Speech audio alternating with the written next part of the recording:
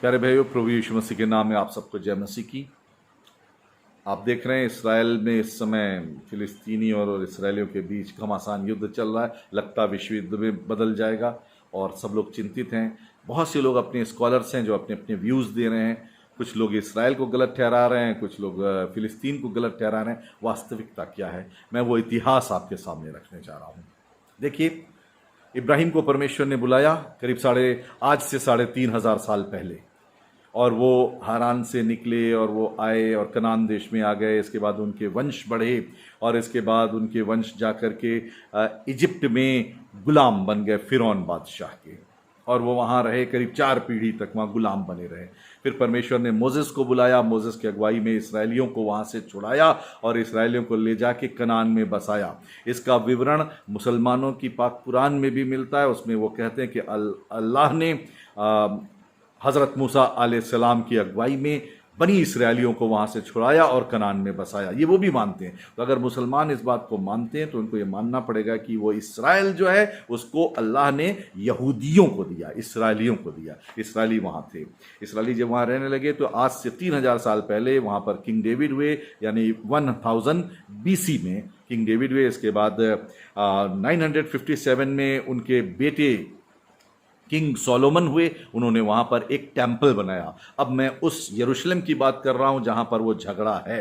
तो वो जगह जो है वो करीब 35 एकड़ की लैंड है और उसको परमेश्वर ने गाइड किया, और जिस प्रकार से किंग सोलोमन को गाइड किया उस प्रकार से उन्होंने वहाँ पर जीविश टेम्पल बनाया पहला। और इसके बाद वो चलता रहा, समय बीता। इसके बाद सन 586 BC में बेबीलोन के राजा नबूकदनेस्सर ने अटैक किया, उस मंदिर को तोड़ डाला। इसके बाद फिर 536 BC में वहाँ पर दूसरा टेम्पल बना, ठीक उसी जगह।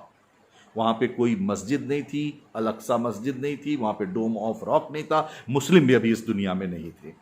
तब वहाँ पर फिर से दूसरी बार ये मंदिर उनका बना, और ये जो है ये 70 AD तक रहा। 70 AD में, अब प्रभु यीशु मसीह के बाद 70 AD में रोमी सम्राट नेरो ने अपने सेनापति टाइटस को भेजा और वहाँ लड़ाई हुई और उसने उस मंदिर को, पूरा इलाका जीत लिया। उस मंदिर को उसने तहस नहस कर दिया, तोड़ दिया। पत्थर उसने वहाँ से एक पत्थर खोद के निकाल कर फेंक दिए। और इसके बाद आप जानते हैं, बस खाली उस बाउंड्री की एक उसकी दीवार बची हुई है जिसको वेलिंग वॉल कहते हैं। इसराइली आज वहाँ पर जाकर दुआ मांगते हैं क्योंकि उनका टेम्पल नहीं है वहाँ पर। और इसके बाद समय बढ़ने के साथ सन 571 में हज़रत मोहम्मद साहब पैदा हुए। फिर इस्लाम का प्रादुर्भाव हुआ। जब इस्लाम आया तो धीमे धीमे वो फैला, और इसके बाद अरबी लोगों ने और बहुत से लोगों ने वहाँ पर कैप्चर किया और उस जगह को अब इसराइलियों का राष्ट्र जो इसराइल था और जहाँ उनका टेम्पल था, वो टेम्पल तोड़ दिया गया था नेरो बादशाह के द्वारा 72 AD में। अब वहाँ पर फिलिस्तीनियों ने कब्जा कर लिया और वो उस राष्ट्र को वो लोग फिलिस्तीन बोलने लगे। तब इसराइल से उसका नाम हटकर फिलिस्तीन हो गया, क्योंकि इसराइली तो वहाँ से पूरी दुनिया में बिखर गए थे, उनका डायस्पोरा हो गया था। तब सन 637 AD में वहाँ पर सबसे पहले अल अक्सा मॉस्क बनाई गई। इसके बाद 688 AD में डोम ऑफ रॉक बनाया गया। कहाँ बनाया गया? यहूदियों के उसी टेम्पल वाले स्थान पर जो सुलेमान ने बनाया था, वो यहूदियों का था, इसराइलियों का। ठीक उसी जगह इन्होंने अपनी अल अक्सा मस्जिद बना दी और डोम ऑफ रॉक बना दिया।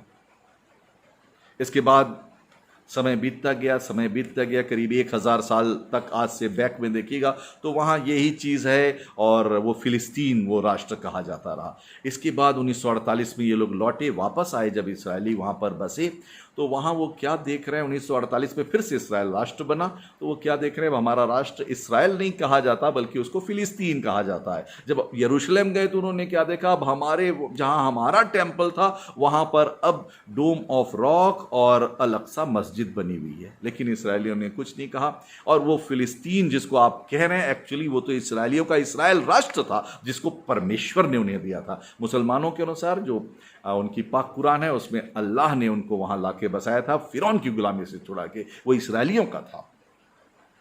तो आप ये जान लीजिए वो लैंड जो इसराइलियों की है और वो जगह जो इसराइलियों की है, लेकिन उनकी जगह पे अब अल अक्सा मस्जिद और डोम ऑफ रॉक मुसलमान लोगों ने बना दिया। और इसराइली फिर भी उन्होंने कहा ठीक है चलिए हम रहेंगे, और धीमे धीमे उन्होंने 4 युद्ध लड़े। और आप जानते हैं कि वो जो जिसको ये फिलिस्तीन कह रहे हैं वो तो इसराइलियों का ही था। अभी उसका 70% ही भाग वो पा पाए हैं जीत करके, उनको तो 100% के हकदार हैं। वहाँ पर वो जो गाजा स्ट्रिप है, जो फिलिस्तीन जिसको आप कहते हैं, वो एक्चुअली वो उनका है ही नहीं, वो तो इसराइलियों का है, क्योंकि परमेश्वर ने उनको दिया था।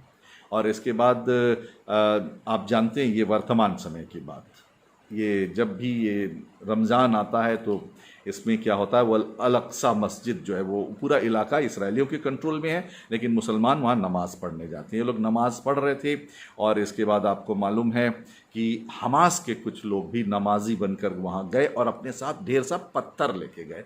मस्जिद में कौन पत्थर लेके जाता है, उनका इरादा गलत था, वो लेकर के गए। और जब उन्होंने वहाँ पर जो रक्षा कर रहे थे इस्राएली सैनिक, उनके ऊपर पत्थर फेंकना शुरू किया, तब उन्होंने रिटेलिएट किया, उन सबको बाहर खदेड़ा। और जब बाहर खदेड़ा तो इसके बाद उस खबर को सुन के हमास ने 110 रॉकेट इसराइल के ऊपर दाग दीजिए। It's a familiar sight in the southern Israeli skyline. A barrage of rockets coming from Gaza, most of them intercepted before they reach the ground. Like here in Tel Aviv on Tuesday evening.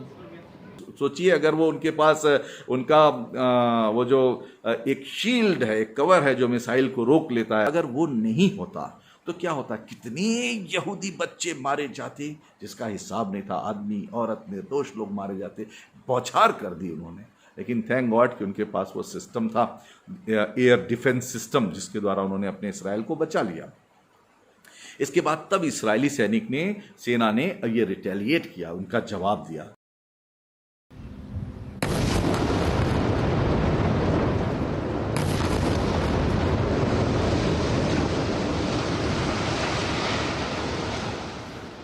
उनके ऊपर missile दागी जा रही, तो उन्होंने कहा अब हमको अपने आप को बचाना है। और फिर ये जो अभी लड़ाई चल रही है, अब इसमें आप ध्यान से देखिए, बताइए किसकी गलती है। एक तो यरूशलेम में इस्राएलियों के उस जगह पे, जो यरूशलेम जो परमेश्वर ने उनको दिया था, मुसलमानों की भी पाक कुरान के लिहाज से फिरौन की गुलामी से इसराइलियों को ला करके, बनी इसराइली उनको बोलते थे, वो ला के बसाया गया था, ये उनकी जगह थी।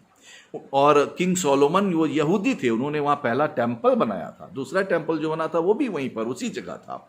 अब वो क्या देखते, उनकी जगह मुसलमानों ने हमारी वर्शिप प्लेस पर अपना वर्शिप प्लेस बना दिया। फिर भी वो बर्दाश्त किया, उन्होंने शांति बनाए रखा है। तो मजलूम कौन है, तो मजलूम इसराइल है, उसका अपना राष्ट्र उसको पूरा नहीं मिला, अभी भी 70% ही पाया है। और वो फिर भी समझौता करके, इसराइली लोग क्या करते हैं, अब वो बलिदान नहीं चढ़ाते, परंतु उसी वेलिंग वॉल पे जाकर वो रोते हैं, वहाँ दुआ मांगते हैं, प्रार्थना करते हैं, और शांति बनी हुई थी। लेकिन जब कोई उन पर अटैक करेगा तो युद्ध भड़केगा। तो ये है इतिहास, इसलिए आप जानिए, इसलिए इस्राएल के लिए प्रार्थना कीजिए, वहाँ के सब लोगों के जीवन की सुरक्षा के लिए प्रार्थना कीजिए, पूरे वर्ल्ड में शांति आए, लोग आपस में लड़ना बंद करें। परमेश्वर ने हम मनुष्यों को लड़ने के लिए नहीं, प्यार से रहने के लिए बनाया है, और सब जगह अमन और चैन होने पाए। परमेश्वर आप सबको बड़ी आशीष दे। आमीन।